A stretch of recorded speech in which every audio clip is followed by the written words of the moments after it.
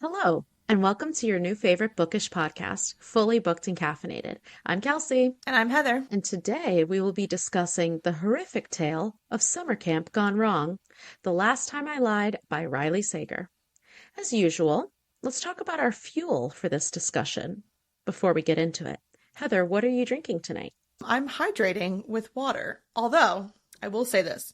I did go to Starbucks and actually instead of getting a coffee, I went rogue and I got a strawberry acai refresher, which is delicious. I also Are love you it. feeling okay? Who are Well, you? third trimester, I got nauseous as I was drinking it, so I gave it to my husband and I was like, I'm just gonna drink water. So That's what happens when you go rogue. I tried to get a drink for recording and failed miserably. So now I'm just hydrating with water. Listen, I am drinking something that will make up for the both of us because I am drinking a Crook and Marker after hours espresso martini in a can. Wow, that's a lot. It's a name. It's a lot. Well, you know I love Crook and Marker. That's I my know. jam. Oh my God, we love crooked markers. So Eric saw that they had espresso martinis, and like I may be old, but I can still keep up with the trend. Okay, I know an Mm-hmm. espresso martini is good. These are not great, not great at all. But I put it over ice, and I added a little bit of coffee creamer, so it Oh, kind of like watered it down a little bit. The stevia, because it's made with stevia and erythritol instead of regular sugar, it gives it like a very bitter taste. in So the the coffee drink, creamer the helps. okay. Yeah. I So would because even they're only 90 calories, they're I like would even sugar suggest free. like next time adding like a shot of Bailey's. Ooh, Or Kahlua. ooh, that's a really good idea. Because You then know I love that'll my Baileys. yeah, because then that'll at least give it a little bit of that sugar that you may be missing and help with the Yeah. taste. It won't be as bitter because you'll have the Irish cream in there. That's a good idea. And that's, will hit the effect more than the coffee creamer that I added. Also, Trial these and things are error. 10%, so we're just going to see where it takes us. Okay. Cheers. Cheers. So let's get into it. Sure. Riley Sager is actually a pen name. He has books published under two other names as well. So his real name is Todd Ritter, where he wrote three books. They're all in like the same police procedural series. Oh, And then okay. Alan Finn, which is just another random pen name where he wrote one historical fiction mystery. Hmm. So on Goodreads, someone asked him, like, will you ever go back to your real name? And he was like, definitely not. Riley Sager's way more popular than Todd Ritter ever And it was. also sounds cooler. So much cooler, especially for the kind of books that he's writing, because he's always Yeah. written mysteries. So he was born in Pennsylvania, but he now lives in Princeton, New Jersey, which is in my neck of the woods. I know. His favorite slasher movie is Scream, which I cannot argue with There you in the go. slightest. I think I love this man. Uh-huh. So, under the name Riley Sager, he has 7 successful novels under his belt, 2 of which have been optioned for on screen adaptation. So, Final Girls, which is definitely his most well known and most popular. And then this one, The Last Time I Lied, which was picked up as a limited TV series. Oh, But really? yes, but he says that it's in such early stages and talks that he's not even like looking forward to it yet, but he's hoping that eventually he'll see one of his books on the big or the small screen. And I think this would be a great TV series. This would be a great TV series. I could totally see this playing out as a really well live action TV Especially series. because like the setting would The just be settings, awesome. the time jumps, so you can have two different, time frames, and it's Yeah. a good storyline. So yeah, I think that this Yeah, would. I could definitely see it. Okay, so here's something really weird. We are recording this episode on June 29th. Uh-huh. And I was looking at Riley Sager's website, and right now, tonight, he is at the Princeton Barnes and Noble promoting his new book. Oh my God, that's wild. Isn't that so weird? I also wish we knew that. I would have freaking went. That's what I'm saying. I was like looking at his events and stuff, and I was like, wait, oh man, that's today. And then I was like, it's literally in Princeton, and we're recording today. Oh my And he's gosh. promoting his new book, The Only One Left, which we actually talked about on our recent Yes. monthly episode that we're looking forward to it. So that's weird so though, right? funny. That's so funny. So he's like 10 minutes from my house right now. Okay, so this book is a mystery thriller published in 2018, which I didn't realize that it was published that long ago. It was nominated for Best Mystery and Thriller that year, and it's actually inspired by Picnic at Hanging Rock, which is both a novel and a movie about four girls disappearing in Australia while they're on a picnic outing with their boarding school. Have you seen this movie? No, they did a. I thought it was a series, but maybe it was a movie. But I remember seeing No, because I this think is an Nat. old movie, Oh, unless okay. they Well, then redid it. they redid it too. They did, Okay. which makes sense, I guess, actually, if because if this was 2018. Recently, I think it was Amazon Mm, Prime put out a series, and I think Natalie Dormer was in it. really? Yeah, so because I remember Okay, I have seeing to the check that picnic out. at the. I remember that name. I didn't know that was a book or Mm-hmm. anything, but I knew that it was like a series, and I'm pretty sure it was Amazon Prime. Will fact check myself later, but but I think that yeah, it was a series. Maybe it was a movie, but recently, like in the last like 3 years, 4 years maybe. Yeah, because the first movie came out in 1975, so it's Yeah, this. super Oh yeah, old. no. Okay, no, this was like maybe 2020, 2021, 2019. Oh, Maybe wow. I'm thinking of something Okay. else. No, you could be right. It's just there's a lot of Picnic at Hanging Rock car shows coming up. I don't know. I'm I'm not good at Googling under pressure, apparently. That's Anyway, fine. We'll check back on this later, or we'll be we'll get back corrected. to you. Who knows? Yeah. Okay. So here's our summary from the inside cover of my hardcover copy because I liked it better than the summary on Goodreads, but don't tell them I said that. Okay. Secret's safe with me, but I'm a little upset. It's fine. There was some discrepancies. They Okay. said that she came back as an art counselor. She wasn't a counselor. She No. was an instructor, and you'll see what I mean. This really Okay. sets it up perfectly. Okay, so two truths and a lie. The girls played it all the time in their cabin at Camp Nightingale. Vivian, Natalie, Allison, and first-time camper Emma Davis, the youngest of the group. But the games ended the night Emma sleepily watched the others sneak out of the cabin into the darkness. The last she, or anyone, saw of them was Vivian closing the door behind her, hushing Emma with a finger pressed to her lips. Now a rising star in the New York City art scene, Emma turns her past into paintings, massive canvases filled with dark leaves and gnarled branches that cover ghostly shapes in white dresses. When the paintings catch the attention of Francesca Harris White, the wealthy owner of Camp Nightingale, she implores Emma to return to the newly reopened camp as a painting instructor. Seeing an opportunity to find out what really happened to her friends all those years ago, Emma agrees. Familiar faces, unchanged cabins, and the same dark lake haunt Nightingale, even though the camp is opening its doors for the first time since the disappearances. Emma is even assigned to the same cabin she slept in as a teenager, but soon discovers a security camera, the only one on the property, pointed directly at its door. Then cryptic clues that Vivian left behind about the camp's twisted origins begin surfacing. As she digs deeper, Emma finds herself sorting through lies from the past while facing mysterious threats in her present. And the closer she gets to the truth about Camp Nightingale and what really happened to her friends, the more she realizes that closure could come at a deadly price. Ooh, mic drop. I mean, they really don't bury the lead. That's the whole book. Um, but like some other stuff But happens in between. no, and I actually think that, but there is like a bunch that happens throughout the book that even though you kind of get the gist of the story, there's still so much you don't know until you read the Yeah. book. This is an insanely detailed book. Like I Mm-hmm. was just texting you, I'm so glad I reread this because I did not remember half of this stuff. Like I remembered the general idea, Yeah, but all of this that was like about family it. history and stuff, I was like, "Oh my goodness." Okay, so we have our key characters. There's Francesca Harris White, aka Franny. She owns Camp Nightingale, and her assistant Lottie. And Lottie's family has been assisting Franny's family for generations. So they're super close. And Lottie is basically Franny's like right hand woman. Hmm. Then Franny has two adopted sons, Theo and Chet. And at the time of the first notable summer at Camp Nightingale, Theo is 19 and Chet is 10. Then we have our original four bunkmates, Natalie, Allison, Vivian, and Emma. And Emma's only 13, but she gets to camp late, so she's bunked with the older girls. And it has to be said that they are literally the mean girls. Yeah, Vivian is Regina, Natalie and Allison are Karen and Gretchen, and Emma is Katie. you're so correct on that. I It's didn't think about it's that, but yeah. it's like uncanny. So immediately Viv decides she wants to include Emma in their clique and treat her like a little sister, and Emma is immediately willing to do anything to impress Vivian, which is so relatable because she's a 13-year-old girl. It's her first year away at camp. Viv is so cool and confident and gives her this attention that she's never had before. Yeah, and I agree. And she kind of gets to make newer friends because she talks about how she always just hangs out with like the same people. And she also comes from a home where like her mother's like an alcoholic and everything, and Hmm. she doesn't really have anybody she can talk to. So, Yeah, so she's like so surprised that Viv is even giving her the time of day and that she seems to really like her. But it turns out Vivian is controlling and super bitchy.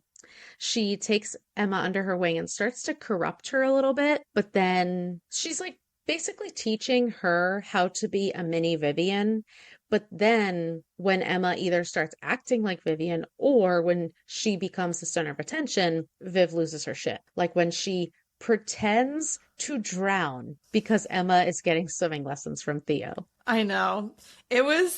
You kind of have like a love-hate for Vivian because I like that she wants to be a big sister figure for Emma because Emma doesn't Hmm. have that. And she's definitely has shining moments like when Emma gets her period for the first time at camp and Vivian is so helpful and doesn't even judge her.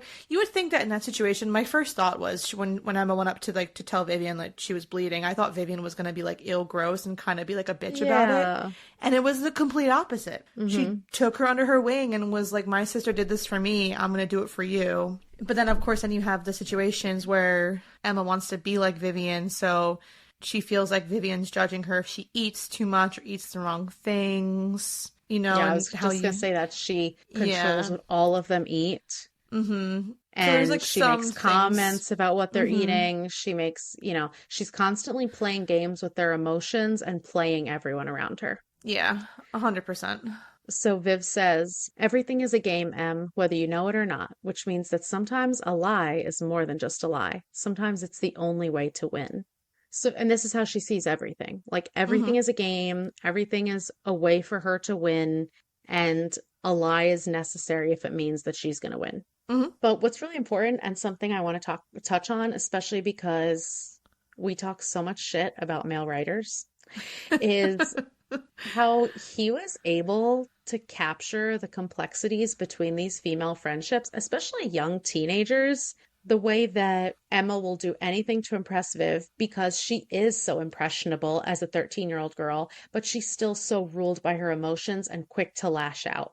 So she's Mm-hmm. kind of fighting that own her own battle in that way. And she craves those moments of, like you said, being Viv's little sister, even though she sees how manipulative and bitchy Vivian can be. And even though that dynamic is so obvious because Viv is, controlling the other girls, controlling the games they play, controlling what they eat, all of this stuff, it's truly a frenemies situation. I agree. And it's nice seeing a male write female characters correctly and Exactly. not making them terrible and then you hate them like Grady Hendrix. Exactly. And not making their entire personality, because like Viv's entire Yeah. personality could have been that her sister died or that she was rich or all of these things, but these are not her personality. Like, No, and I feel like every female character that he wrote in this book, for the most part, they were like the main characters, like Franny, Emma, Vivian. They were complex. They had more than hmm one attribute. Where I feel like sometimes when male writers write females, they just make them one way and that's it, hmm and there's no room to play around with them. Whereas Riley Sager does a really good job with playing around with these women characters and giving them hmm different attributes and all these different, like you said, complexities and being able to write women friendship and not making it stereotypical either. Because it wasn't Yeah, yeah. stereotypical at all. Like he explores that frenemies situation really well because Yeah. it can be true that Emma is irrationally angry at Viv and also wants her to like her so badly. And it can also be true that Viv is annoyed by Emma, but Hmm. also wants her approval in the same way. Yeah. Like all of these things can be true, and you Mm-hmm. don't always see that. And that's not even just a male writer. I mean, we see it more, It's more, primarily, yeah, but because women yeah, do it too. Trust me, I know. I've read books that women have written, and yeah. you're like, this is stupid. So it's But, definitely a mark of a good writer, but the mm-hmm. fact that it's a man, especially writing girls around this age, like the fact that I was relating to what these girls were going through, I was like, okay, that's a big deal. Yes. And we find out that Vivian also has a lot of trauma in her past. So her older sister drowned, and we find out that Natalie and Allison were actually her sister Catherine's friends. But Mm-hmm. after Catherine passed, then they grew a lot closer. So we're 15 years back. This is where it all starts. The night they disappeared. Emma is heartbroken because she sees Viv having sex in the showers, and she knows it has to be with Theo. And she is gutted because she has a huge crush on Theo because everyone did. But obviously Viv knew about this. So Yeah. she's like, how could you betray me? How could you do this to me? You did it as a personal attack to me. And just her feelings of betrayal know no bounds in this moment. Yes, I agree. The whole Theo situation, I have such mixed feelings. I have such mixed feelings. So Emma's obviously 13. She's young. It's her first like crush, Hmm. realistically, on the older camp counselor. Okay, come on. Like that's every girl goes through that and everything. I found myself not enjoying how Theo also seemed to be into Emma when there was like that like age gap. Yeah. And I got a little that was the I will be honest, that is the only thing about this book that made me a little uncomfortable and that I didn't like was just because like I get it. Like he's a dude. Of course I'm sure he likes the attention from like girls. Yeah. He's a dude, but it just kind of seems and then you find out more too in the now when Theo and Emma are reunited, but I wasn't a huge fan of the fact that he kind of also is into this young adolescent girl who's just Yeah. becoming. Like everything he said was completely innocent and just like him being friendly with her. But being at this camp, I mean, he's 19, it's not his first year being Mm-hmm. at this camp and being around all these young girls. I feel like he has to be extra careful in his behaviors, like picking her up and holding her up in the water, when he's like teaching her how to swim and Mm-hmm. stuff. Like, yeah, it's innocent, but she's going to look at that as something else because she doesn't really understand. And then she's hanging out with Viv and she sees Viv being so brave and so Mm-hmm. brazen. So of course she's going to feel that same way. So I totally get what you're saying. I feel like the way he was written is every single thing he did was okay, Yes. but in the context it's like, ugh, There was you know? still a little bit of that squeamish factor where you're like, this is highly inappropriate and I don't like it, but I do still like Theo. Yes, Like it exactly. didn't But like, it wasn't creepy enough to the point where I'm like this kid is like weirdo. It was right. just an innocent thing and I'm not saying it doesn't happen because obviously it does, but he did nothing nefarious in the 15 past years past. So there's no Right. reason to not dislike him, but it was just the only It's just thing the that like situations. Like yes. why is he driving them to go to Yeah. town? Mhm. Like those type of things. Like Yeah. him giving her a nickname, like that's cute. He knows she's a first time camper. He's trying to make her comfortable. Mhm. But then it's like there's these other things that you're like, even Franny shouldn't be putting the one boy at the camp, besides the groundskeeper, in the situation with these young girls. Because even Viv is only 16. I know, and then and I can't even fault them either for like Vivian like showing her the crack in like the shower stall so she can like Yeah. look at Theo because I'm like, you know what? No, that's normal. Like girls would fucking do Yeah. that. Like everyone's gonna, And it's it's also like this little secret that Viv gets to tell yeah, Emma. Like I exactly. totally saw that hmm happening.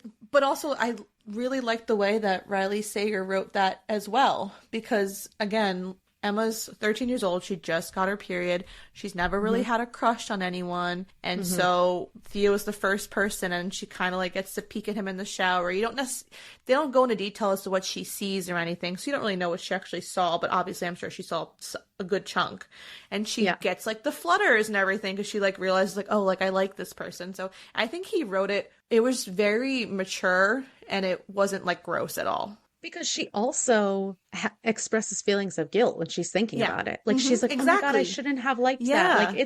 it's more than just like, "Hee hee, I looked at him in the shower as the first boy I saw." Like No. she actually processes the information. Yeah, I So really liked yeah. how he wrote that. I thought that was Yeah. very, because again, as a male author, they could take that situation and make it gross and Icky. stupid, Yeah.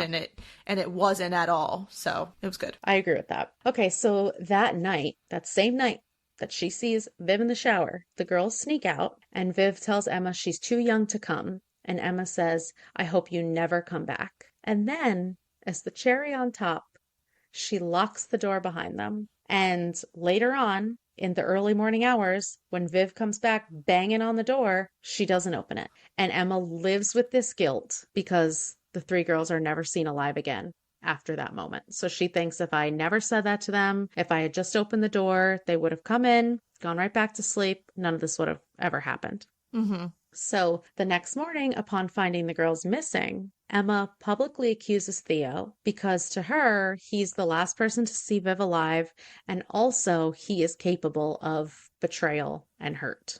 Yeah. And this is where things leave off that summer. So, what do you think of this? I mean, in all of the true crime that we consume, we see how falsely accusing someone can ruin their fucking life. Yeah. But obviously, Emma is a kid. Like, she doesn't She doesn't understand know the better. ramifications. She just wants Theo to be hurting because she's hurting, and she wants him to feel guilty because she feels guilty. Yeah. 100%. And like we said, and even during the time that she's processing what's happened, she doesn't really know if Theo actually did it, but she just doesn't know what else happened. Yeah. She And needs someone so, to blame so that she's not to blame. and because she thought she, saw Theo having sex with Vivian in the bathroom stall, she just assumes that it was him because why not? That was the last, Yeah. like you said, she feels betrayed. She's hurt not only by Theo, but she's hurt by Vivian. So it's just this whole thing. And she doesn't know. She's a kid. Like, what can you expect? These three girls just up and disappeared, and that was it. Exactly. And then we do find out that it did ruin his life and it did impact his life for the next Yeah. 15 years and his reputation just because a 13-year-old girl was upset because her crush was interested Yeah. in someone else. Mm-hmm. And her crush who was 19 years old and there was nothing that was ever going to happen from it. I know. So fast forward to present time, and Emma's a painter, and she's stuck painting the girls obscured by trees because I liked that's all that. she can. I loved that, I especially liked that that a it's like lot. these huge, like as big as a wall canvases. Imagine Uh-huh. how beautiful the forests look. I know, and I was like, that's actually a really cool visual to imagine, and the fact that Hmm. because she feels so guilty about that night still, and she feels like she had a hand in it, Hmm. that this is her way of processing her trauma, and so she just paints them, but then hides them in her paintings, and I'm like, that's brilliant. And that's how she sees them, as lost in the woods, because Mm-hmm. they were never found. That's what they think happened. They found a sweatshirt in the woods, so they think that that's what must have happened to them. There's a part where, when talking about her art, Emma's friend tells her, "You can be proud of yourself. There's no need to feel guilty. Artists are supposed to be inspired by life experiences. That's what creativity is all about." And then Emma's thoughts. Mark is talking about the girls, of course, buried inside every painting. Other than me, only he knows about their existence. The only thing I haven't told him is why, 15 years later, I continue to make them vanish over and over.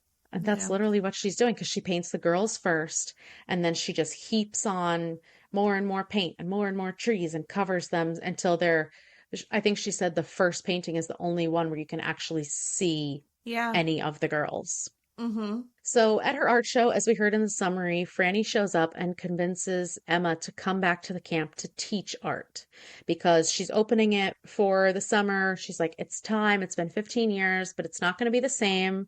It's going to be for anyone instead of just like all the rich kids. And we're going to have art classes and photography classes, and it's going to be an enrichment thing and blah, blah, blah. And at first, Emma is like, fuck no. And also, why? Because Yeah. I've literally ruined their families' lives. Theo was never publicly cleared because the girls were never found, and he was the only suspect. So his life has been completely ruined by Emma's accusations. And then Franny is just like, girl, we forgive you. Seems sus. It seems sus. Very sus. And Emma's just like, oh, well, they said they forgive me. and they invited me back. So I guess we're good. Like nothing happened. We're good. Okay. So she's like, fuck it, and agrees to go back to the camp to secretly find answers about what happened that night. Like she's a police detective. She's a Like she's a sleuth. criminal investigator. Like she won't even have service up there, but she's getting internet Nah. sleuthed up there. Yeah. Emma comes back and she rooms with her new bunkmates, Crystal with a K, Sasha, and Miranda, who are so different from the original girls. Hmm. Like they're more quirky and they have, like, Crystal and Sasha have their own quirky personalities, but Miranda is the one who resembles Viv because she's obviously like the cool attention seeker, but in a much less subtle way than Yeah. Viv was. Hmm. Like she's clearly like crying out for attention, whereas Viv did it in more of like a convincing way. Yeah. But still, Emma sees like those resemblances in Viv and Miranda. So once camp is up and running, shit starts going haywire. Emma's over Immediately. here conducting an investigation by doing nothing, and things are going crazy. Someone's messing with her. They trap three birds in her cabin. They're spying on her. They paint liar on her front door. And everyone thinks that she did it. Everyone thinks that she's doing this for attention. So Franny, Lottie, Chet, his new fiance Mindy, even though they all say they've forgiven her, no one trusts her. Hmm. Because after the incident at camp, we find out that Emma had hallucinations and she spent 6 months in a mental health facility. So it showed up in her background check and no one ever said anything about it. And then they just installed one camera on the entire campground pointing directly at her cabin door. That What? was an invasion of privacy, number one. And And then Emma's just like, that's fine. I know, because it's kind of like it's a tough situation for her to be in because they obviously were able to find out her record, which shouldn't have been able to because she was a juvenile. So Hmm. they were Hmm. able to get the sealed record. And so they know now that she went a little crazy, which can you blame her? Three girls No. vanished, never to be found. So she can already tell that they're doubting her in general and her mental health and stability. So she kind of has to be like, no, it's fine. Leave the camera because you'll see that I'm going to do nothing wrong while I'm here. Right. Instead of But being, also think about how charming Franny must be, because like this happens and then Franny's just like, "Oh, we're really sorry. We should have told you. Should have gone about it a different way." And Emma's like, "You know what? No problem." Like Franny just keeps doing the sketchiest, most ridiculous shit. And then she just goes to Emma and she's like, "About that. I'm really sorry if I made you uncomfortable." And Emma's I just like, "Oh, know. okay, no problem." Franny was such a complex character for me in this book because it was the same thing. She comes off as this sweet lady that is really super caring, but it also feels like she'll put the claws out at any godforsaken Hmm. moment and she'll slit your throat. You know what I mean? Like it's Yeah. just it's you don't know what side you're gonna get Hmm. realistically. And that was interesting too because you like don't know if you should like Franny, if you should be Exactly. nervous about Franny. What does she know? What doesn't she know? So it was her character was very well written. Yeah. Oh, yeah. And it's like you can tell that she's the kind of person who will do anything for her family, but then she'll also do anything for the camp. Yeah. She kind of has like this.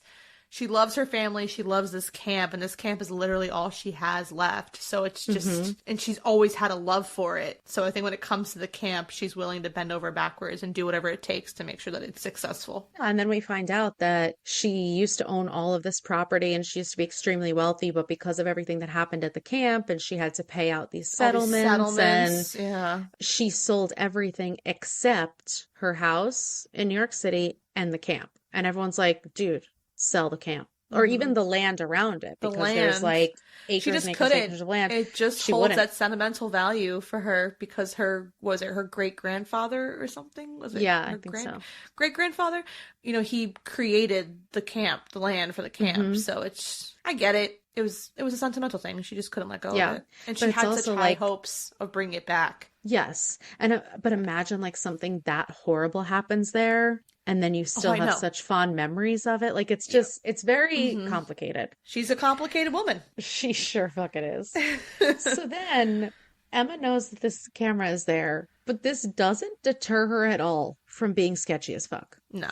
She finds a map hidden in Vivian's trunk, and it's got an X mark in a spot and an old photograph. So Emma takes off on this wild journey through the woods. Her new camper's like, hey, can we come with you? And she's like, sure, fuck it. Get in the canoe. Let's go. No, doesn't tell anyone that they're leaving. They go all the way to the other side of the camp, and then they're on like, it sounds like the hike from my nightmares. She's like, Honest to it's God. completely vertical. Like we're Yeah. grabbing onto trees just to pull ourselves up. And I'm like, what are you doing? My worst nightmare, honestly. And the campers are just like, so are Can we we go going back? somewhere specific or like I know. what's Also, going can we go on? back?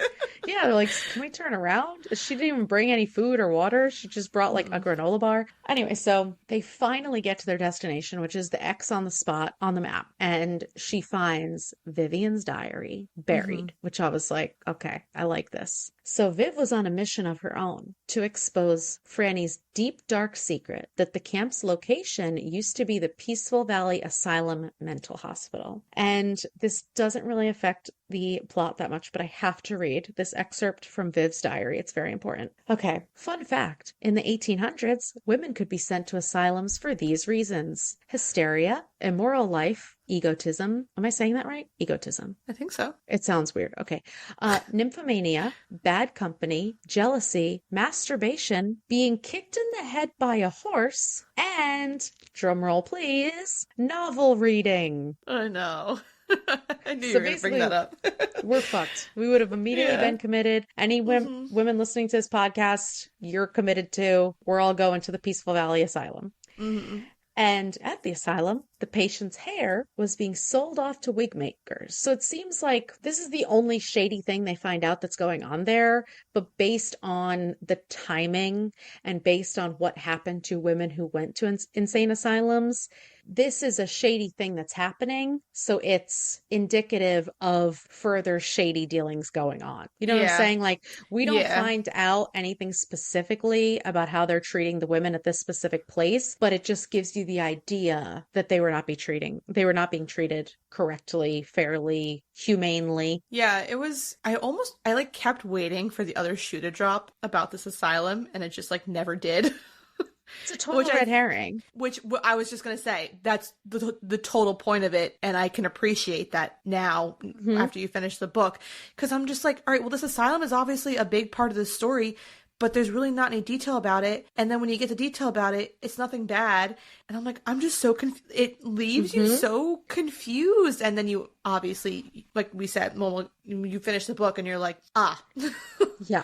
red But this is herring the part that I 101. did not remember. I was like, Yeah. I don't remember any of that shit. And Which I that's don't blame because you, because it's not you think it's going to be imperative to the story, and it's just fucking not at It's not all. at all.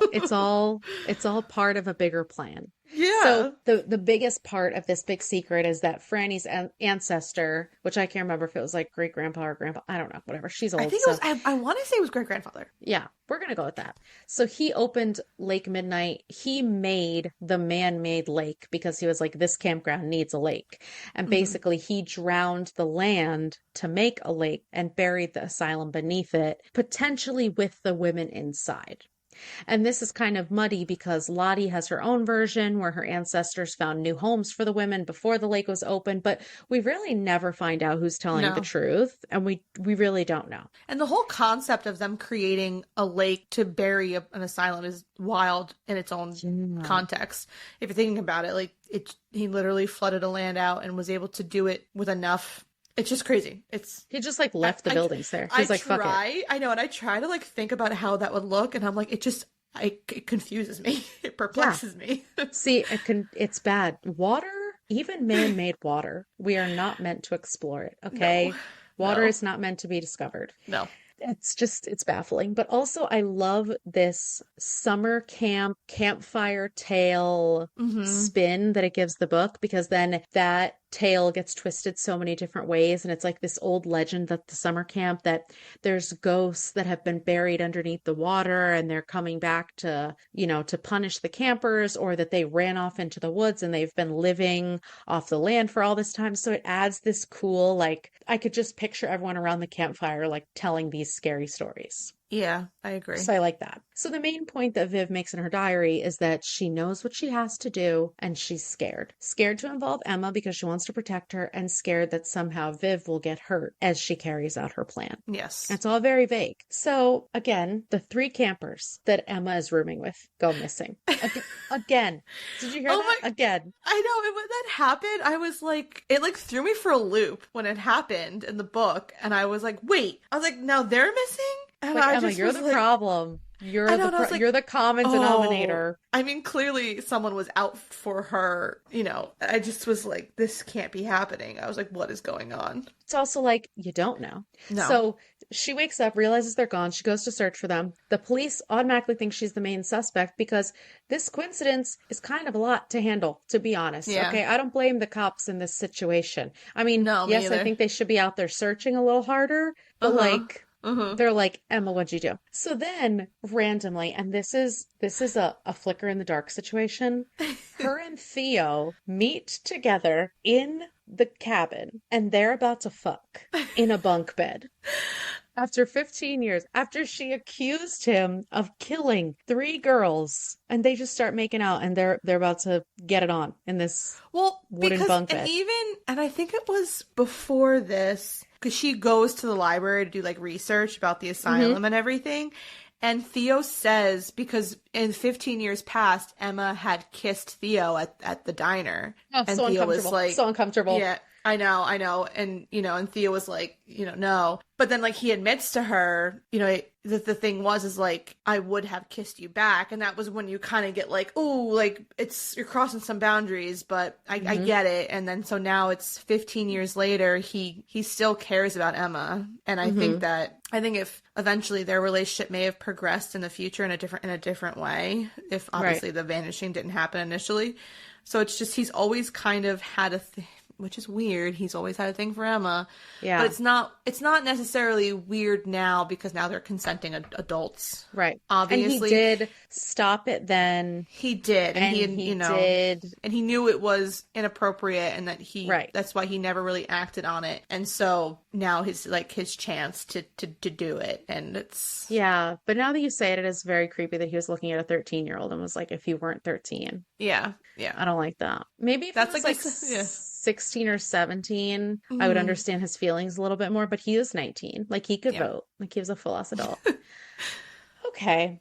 So they're about to get it on, and then she stops and she's like, I have to tell you the truth of why I accused you all those years ago because she has never explained herself. Like, no one is No. asking for answers. I would be like, Emma, what the fuck? But no one is asking. So she's like, because I saw you having sex with Viv. And he's like, I never had sex with Viv. And she's like, what now? And he's like, no, like she tried and I could have, but I didn't. And so Emma is like, okay. And she Cool, cool, starts cool. rethinking Cool, cool, everything. cool. And then the finger pointing. She is Just goes, basically yeah. just standing in the middle of the campground and just turning in a circle, pointing her finger at everyone. She's like Oprah Franny, Winfrey, like you get a boat, you get a boat. you murdered 3 girls. You murdered 3. Like, unbelievable. First she accuses Franny, then Lottie, then the groundskeeper, who it turns out was the one actually having sex with Mm-hmm. Viv that night, but he has an alibi. And after already accusing Theo, like she's just, no wonder the cops are not taking her seriously. Okay, you're the number 1 suspect and you can't even settle No. on an explanation to take the heat off Nope. yourself. Yeah. So then Emma realizes that the girls are making the same trek as they Yeah. did on their random hike Which, to like, find the X on the map. yeah, and they're doing it for Emma, which was tugged at the heartstrings. Because they were scared for Emma and they knew she was trying to Uh-huh. solve a mystery. But also, kids, leave a note. Leave a I note next time. know. Leave a note. It's all you have to do is just scribble BRB. Yep. Just BRB. anything. Going on a quick Yeah. adventure. We'll Yeah. be back. Going Hopefully. to the If not, X. come find me. Yeah, like just okay, but that's Uh-huh. fine. That's fine. It's a fiction book. Anyway, so she heads out once again, not sketchy at all, in the middle of the night when they're watching her cabin because they Yeah. think that she is a murderer. She finds the new girls trapped in a cave, like or in a root cellar. Yeah, And it was she some kind of like cellar. Yeah.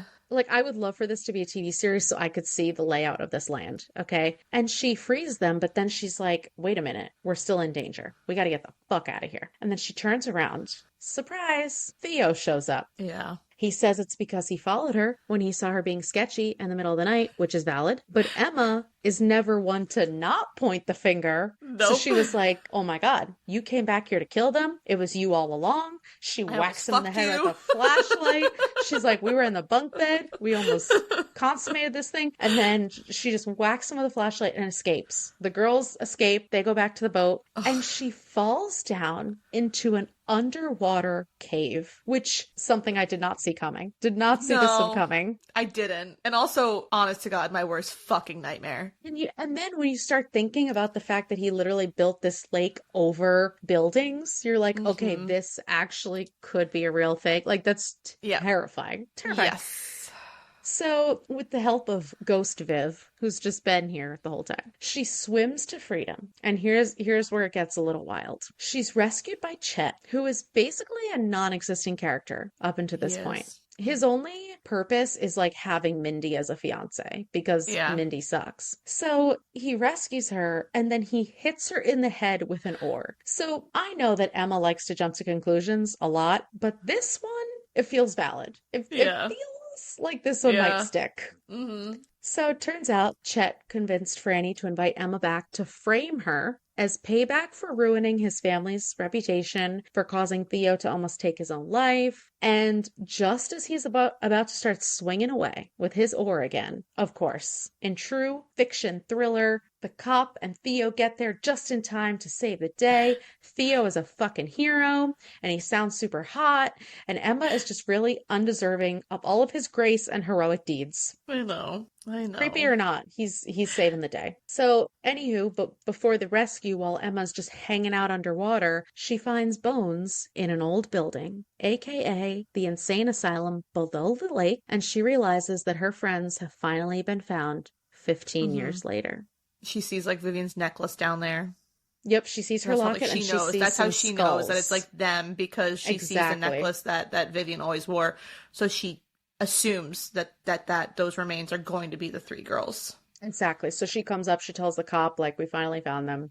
And the theory is that the old campers were going to investigate the asylum because they were trying to expose these deep, dark secrets, and they got disoriented and they were trapped in the old building and then they drowned.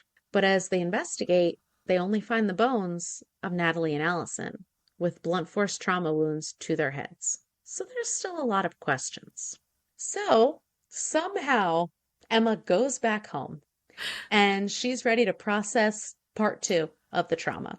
She paints the girls all over again, this time how she really saw them, and it's her underwater series. And she paints them all obscured with blues and greens from the water in the building, you know. So at her second gallery show, a woman comes up behind her and whispers, 2 truths and a lie, Emma. You ready? 1, Allison and Natalie were with my sister the night she died. They dared her to go out on that ice. They saw her fallen and drown, yet they told no one. So I befriended them, earned their trust.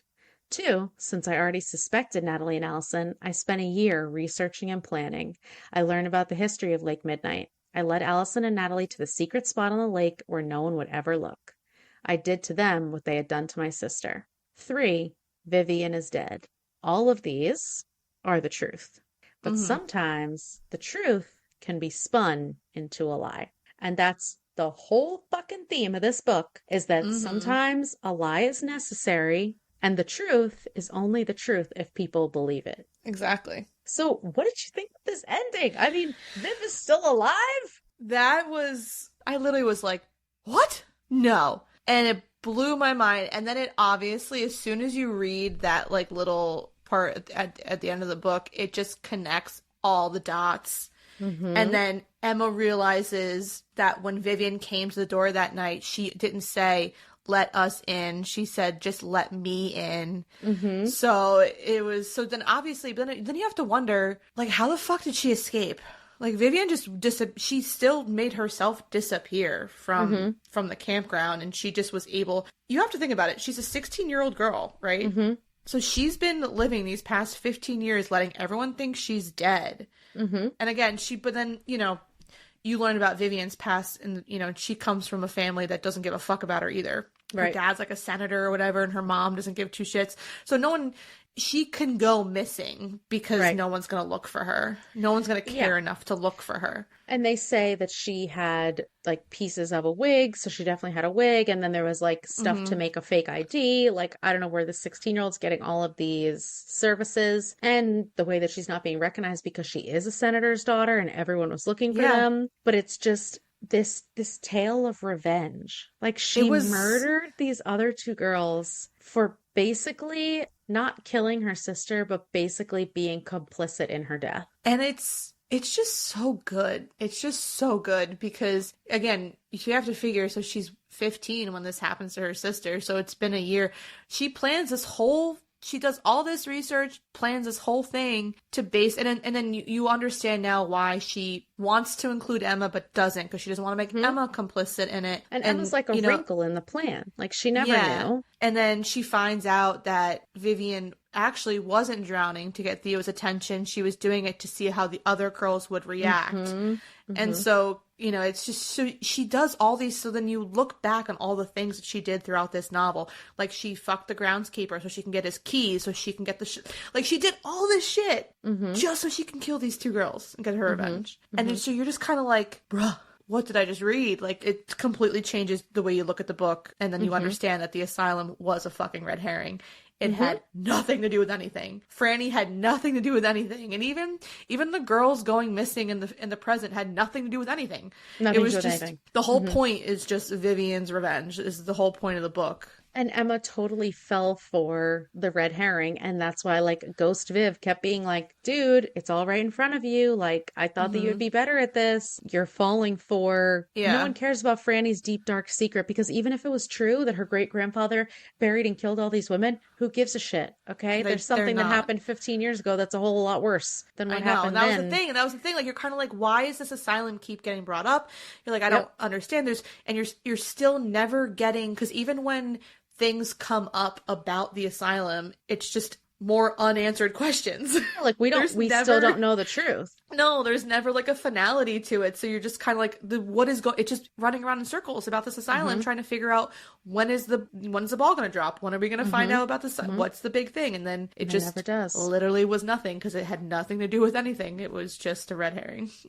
So were you expecting the culprit to be the same in both disappearances when you heard that the second set of campers went missing? I wasn't sure. A part of me didn't feel like it was connected, but at the same time, you're kind of like, because it's like, how could it happen again? But I didn't quite understand how to feel about it. Right. But then once you realize that the whole thing was because, I don't think that was ever a part of Chet's plan, but it worked out perfectly for him. Like, it fell into his lap, because then obviously he trapped the girls in the cellar because they were locked in there. And then he changes the camera footage so it looks like Emma's guilty. So it almost makes you wonder what his goal was to frame Emma. And then this kind of just falls into his lap. So it's like, because he didn't have a fully thought out plan. And even like the cop says they don't think that he was ever going to hurt the girls. He was just like acting irrationally. And I don't know. I mean, the first time I read it, I was like, the second time I was getting suspicious of Emma. And I was like, please don't let this be like a split personality thing where she like did it. I never suspected Emma.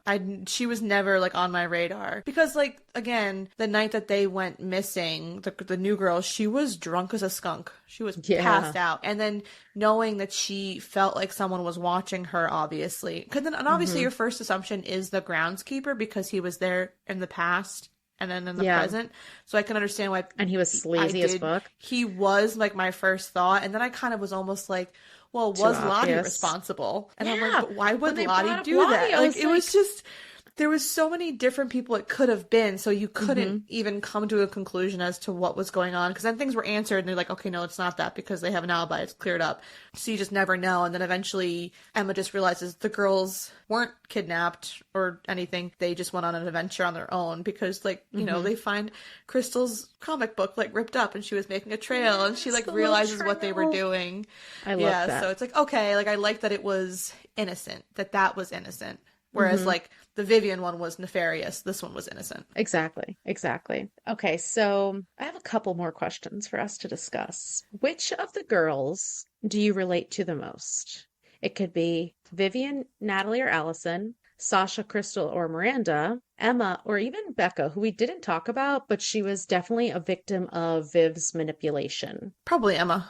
I was thinking I the same thing. Yeah, because I get it. I get being a 13-year-old and wanting to fit in and wanting to be liked by the popular girls than you are, and having a crush, like a young Emma. I would say young Emma for sure. Right. Because then it's like, you know, having a crush on like the camp counselor, and because he's super hot, and you're like nervous and you don't know what to do and everything like that. And so it's just being the feeling of being accepted. Yeah, I agree. I was definitely an impressionable kid, and I did feel kind of left out of my home life. So I was always looking for friends to fill that void for me. So I feel like I would have totally gravitated towards Vivian, especially like you said, at that age, your first summer away, like that's it's just so much for a 13-year-old girl to be going through. And I feel like she was just so well written, like just so complicated in a way that a teenager is. You know? I agree completely. Like we said, all these characters he wrote very, very well, but Emma was definitely well written too. Yeah. What do you think about Emma returning to camp and also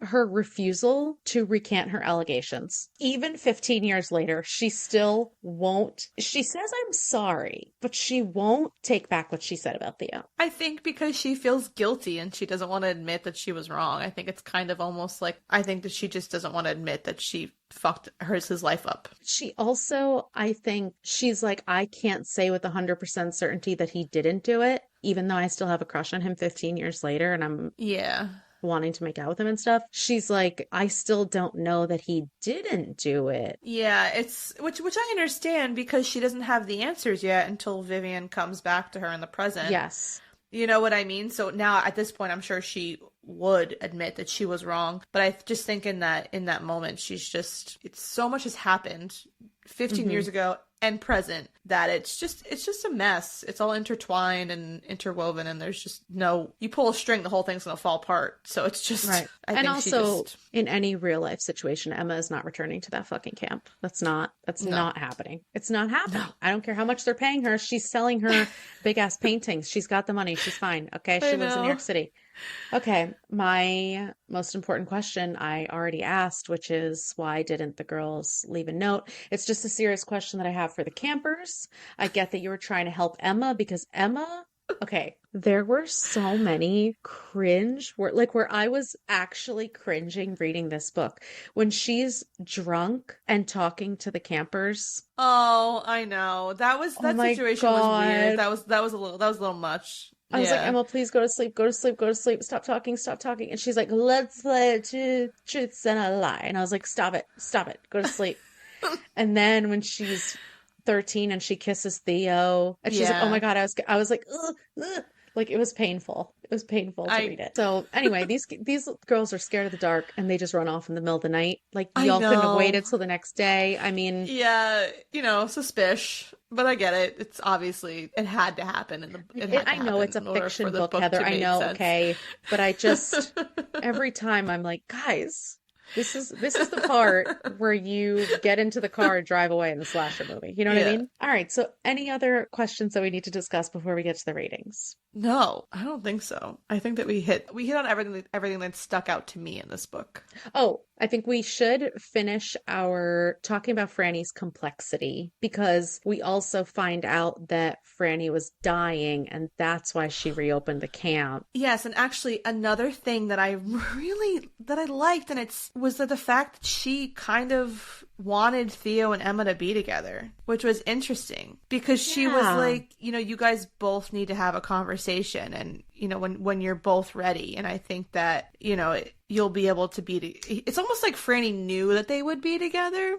Yeah. Which again, weird, obviously the age difference when they were kids and now they're adults, but she, I guess, could obviously see that Theo cared about Emma and that Emma cared about Theo and Emma ruined Theo's life. They've both hurt each other in a sense. Right. So, I mean, obviously Emma more so than Theo. And the fact that Theo was so forgiving of everything that Emma put him through. This is the most unrealistic part of the book, more so than the note. you know, and he did try to kill himself eventually, you know, and during Yeah. that 15-year break, and so she obviously did do a number on him, but he still liked her. You know what? It's just broken men like to be. If I go back to Coop, you know what I mean? It's like these wounded men, they just like these complex women that are terrible for them and treat them like wait a minute. shit. I'm having an epiphany. This is like, you know how women will date a man that they can Yes. fix? Like there's women who Yeah. are fixers. There are also men who are fixers. And I know we're talking about fictional characters, but like Theo should have slapped Emma across the face. Not really, I'm not condoning violence, but I'm saying he should have been like, girl, you ruined my fucking life. I know, and instead, it's not he's trying even to kiss her. it's not even like a fixing complex, it's a savior complex. Yeah, the He white knight just wants thing. it's what it is. It's like he just wants to take her and save her and make her feel Also worthy. prove to her, like, because he does say at one point, like, why did you say that all those years ago? And that's when, you Yeah. know, whatever comes out. But like, I think he also is like, I want to prove to her that I'm not this person that she thought I was Yes. capable Yes. of murdering 3 girls. That all makes a lot of sense, because other than that, I'm just like, you've really been hung up on her for 15 years when she ruined your life. And like, current day Emma does not sound like she has her shit together. So I'm not seeing the No. appeal here. No, and she's not, and I don't think she's a bad person. I just think she experienced a traumatic event at such a young age that was never resolved. Mm-hmm. And obviously she's dealing with her mental health, i.e. painting the missing girls into paintings and not being able to face what she did in the past, face her guilt. She sees dead Viv all the time. Like the girl's going through it. Oh, absolutely. You know what I mean? But I don't think, whereas like we've read other books and the women are kind of terrible human beings. Yeah. I don't think Emma's a terrible human being. I just think that she got dealt a shitty hand of cards and I can handled it agree with that. incorrectly. Yeah. Because it's also like, how can you be expected? Not only is she 13, she's at that such a formative age, Yeah, innocent. and it's not like she's processing the death of 3 of her friends who she didn't know that well, but she felt really connected to. She never has answers. Like, they could still be alive in her mind. Like, they've just disappeared. So it's like, Yeah. I can't imagine being able to process that because there's nothing to process. You know what I Exactly. mean? And even when they find the girls underwater, there's still no resolve to what happened. So it's not until everything happens and then it's still kind of in limbo, and then the whole conversation with Vivian happens, and then Emma finally gets her answers, but you don't really get the closure for Emma. Like, you don't get to see how she handles it. But I do Right. like that she was like, I'm gonna tell the cops. Like, she was like, I'm not gonna let her get away Yeah. with this. Which And is, I was like, you know what? That I- shows growth. And I give her props for that, because Emma's been living 15 years in hell, not knowing anything. And it's Vivian coming back was just kind of saying like, let sleeping dogs lie. And Emma's like, no, I've caused so much hurt. I've caused so much pain for other people. And I feel guilty. Like, no, I want my conscience to be clean. So. Absolutely. And if you think about it, like 15 years ago, if she had let Viv back in and Vivian had told her what just happened, Emma would have lied for her. Emma would have covered for her. Emma would have been complicit in everything that happened Yep. to an extent. But 15 years later, she's making the right decision and she's saying, no, I'm not going to do everything Vivian tells me to do. You deserve That's a good to point. be punished for what you did. Yeah, that's a good point. 'Cause you're right. I think if she had known 15 years ago, she would have, because Vivian was so important to her and was this role model, she would have done whatever she needed to do to protect Viv. Yeah. But now it's like so much time has passed and Emma's been through so much trauma that she can't Yeah. live with that. Wow, the more that we talk about it, the deeper that this book gets. I feel like No, this it's really is not good. just a I summer loved this camp book. tale. No, this book was really good, and I'm definitely, like I said to you, Riley Sager is going to be an auto buy for me. I only read Final Girls and now this, and now I'm going to definitely read all his books because Yeah. he writes. I loved Final Girls too when I read Final Girls. So did I. Yeah. I think And I, I've ga- read I think a I gave couple that of like his other 5 ones. stars. Yeah. I loved Final Girls, so I'm definitely will read all of his books 100%. All right, so let's jump to the ratings on that Got note. it. How many lies are you giving this book? 4.5 lies. Okay. And the only reason why it's not getting 5 stars is just some boundaries were crossed for me that I can't give it 5 stars. Okay. That Okay. we discussed. But honest to God, I like put it down and I was like, holy shit, that was so good. That was such a good Yes. book. I did not see the ending coming whatsoever.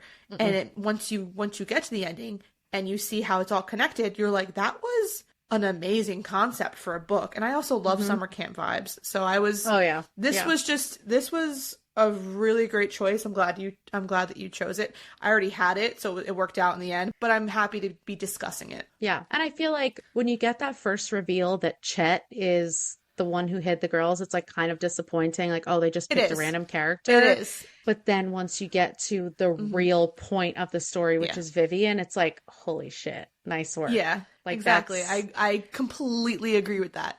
Because Yeah. I was definitely disappointed that it was Chet. I was like, oh, yeah. Like no this one was cares about stu- Chet. I was like, okay. I was like, whatever. Because obviously he was 10 years old when the other girls went missing, so he clearly had nothing to do with it 15 years Exactly. ago. But you're like, oh, okay. And I understand why he did it, because his brother was He in a also has bad some place. unresolved trauma that he hasn't dealt with. Exactly. So, but definitely a strong 4.5. I would even Yeah. dare say 4.75.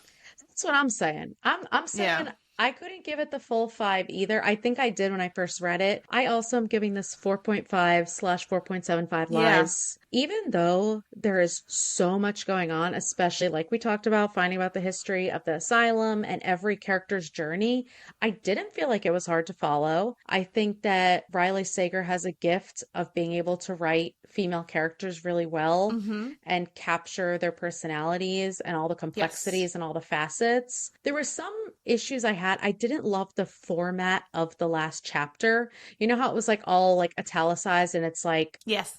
Mhm. you know what I'm talking about? Like I just Yeah, didn't I love do. that kind of passive Mhm. writing style. So that slightly tinged the reveal for me. And then obviously, you know, some of the unbelievable aspects of the story. But overall, it creeped me out. It had me completely hooked. And he's just really able to absorb you in no matter how far-fetched the story is. I agree. And then the same thing, I couldn't put it down. Like, Mm-hmm. I like texted you like 11 o'clock on Friday night. I was like, I finished it. I Yeah. was like, I literally, like, I was up past my bedtime. I was You're like, like, I like I'm had, freaked out. yeah, like, I was. Oh my God. Mhm. When she was in the cave, when she was in the woods, when she was in the cave, I'm like, this book has officially, like, I was successfully creeped out. Like, he did a Like, great job at we painting don't a go scene in the for that. woods I know. at nighttime. We don't do that. That's a Yeah. no-no. Yeah, but it was good. Of course, I have to give it.